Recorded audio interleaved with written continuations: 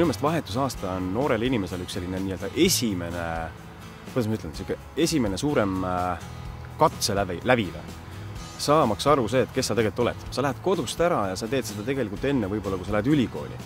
Nii et see on see sinu momentum, kontserdid, inimesed, käimised, loodus, see avatus, see minu enda sisemine kasv, ma arvan, oli see, mis tuli mul kõige paremini seal välja. Olen 2 lapse isa, eks ole. Ma ootan seda päeva, mil ma saan nad panna lennuki peale ja saata nad ükstapuha kuhu. Mitte sellepärast, et ma tahan neist lahti saada, aga sellepärast, et ma tahaks anda neile selle sama võimaluse kasvada ise selleks, kes nad on.